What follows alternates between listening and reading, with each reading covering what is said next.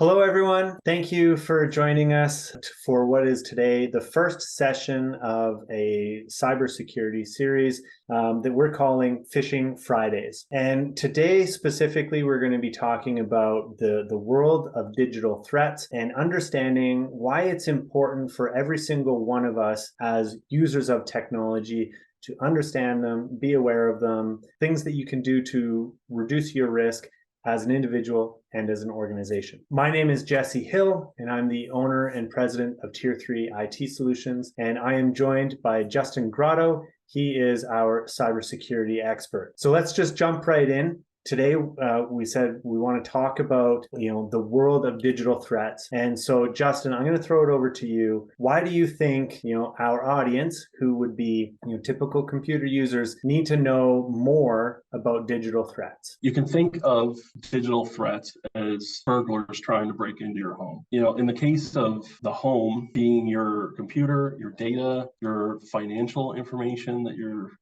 logging into with your payment providers, your credit card companies. At some point, most people, they're working with computers. And when you're working with computers, everything's online. You're using a lot of apps online, and it's increasingly moving online. So what's happened there is, as we're moving online and people are working maybe remotely a lot these days, you're getting a lot more attack surfaces that these burglars can break into. Attack surfaces. That's something that we talk about in the IT space. And, for those watching, really what it means is it's a way to get in. Justin's using the analogy of a house. And so if I wanted to, break into a house, there are doors, front and back doors. There's a garage door. There's windows. Each one of those is an attack surface.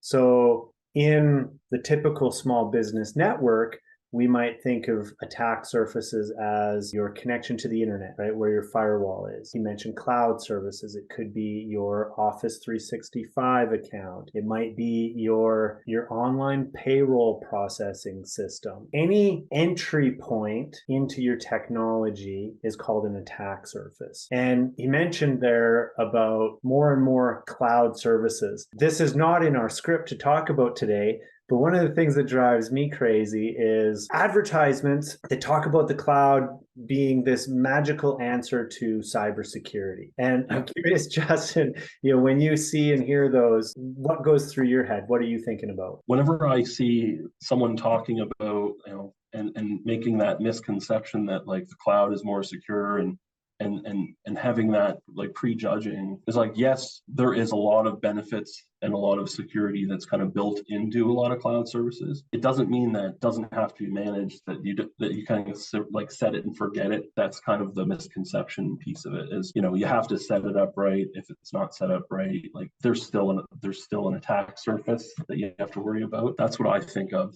is that misconception about it. Yeah, and it comes to one of the things that we do have on our talking points today, and that is that a large majority of successful cyber attacks, they happen because of human error. And I mean, truthfully, it's usually because somebody has what we call poor password hygiene.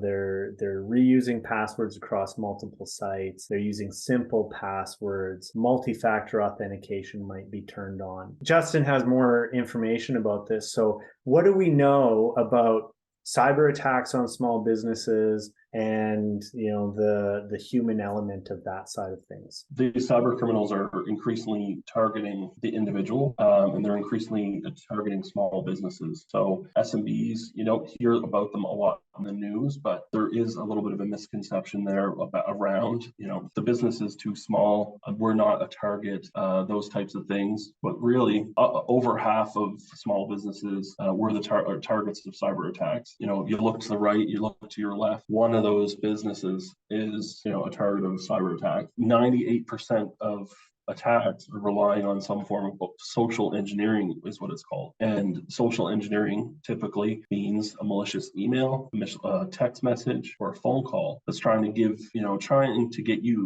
them information or interact with a link or a file attachment in the email to give them something that what they're looking for. It was actually the top attack type in 2022. Like not even like second place isn't even close. And I think that's maybe what a lot of people, when they hear cyber attack or cyber incident, they're thinking of, the really complicated bank heists like in Ocean's 11, where there's a hacker or a team of hackers that are trying to figure out how to get past, a bank's cybersecurity. Well, the reality is the easiest way to get past a bank's cybersecurity is to find somebody who's allowed to be past the cybersecurity and compromise them. And that could be an employee of the bank. It could be a customer of the bank. It could be a software partner or a vendor, to the bank. And so as Justin is talking about, the SMB, so the small and medium businesses, are being targeted more frequently now than ever before, because first of all, they don't have the same budgets that big multinational and governments and those types of things have,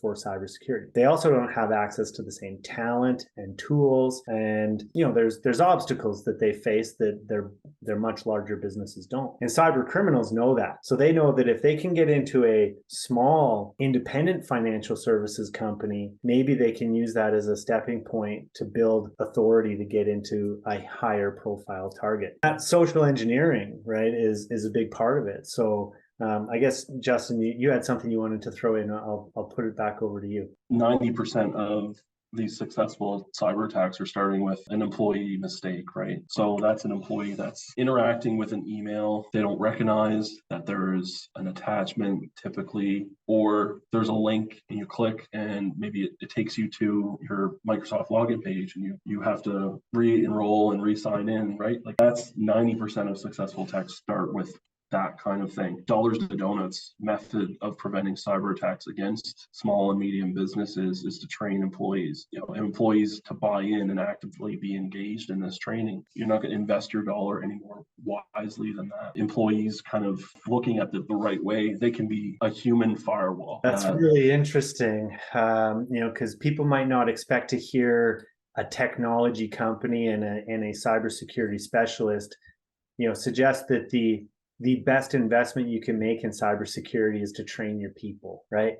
We're not saying go and buy a new firewall, invest in a different tool. Truly, the first step is awareness.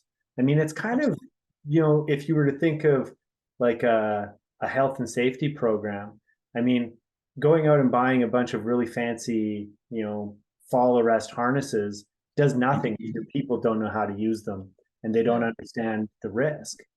And as a business owner, that's what I have seen many times, is that businesses have much more defined and enforced policies and procedures around physical safety, vehicle safety, WMIS, all of those types of things. And then technology and computers, we just give someone a laptop and say, here you go, use this for work. There we go. Let's wrap up our first episode there. The best investment that you can make in enhancing your cybersecurity is to train your people, raise awareness, and ultimately that's what Phishing Fridays is all about.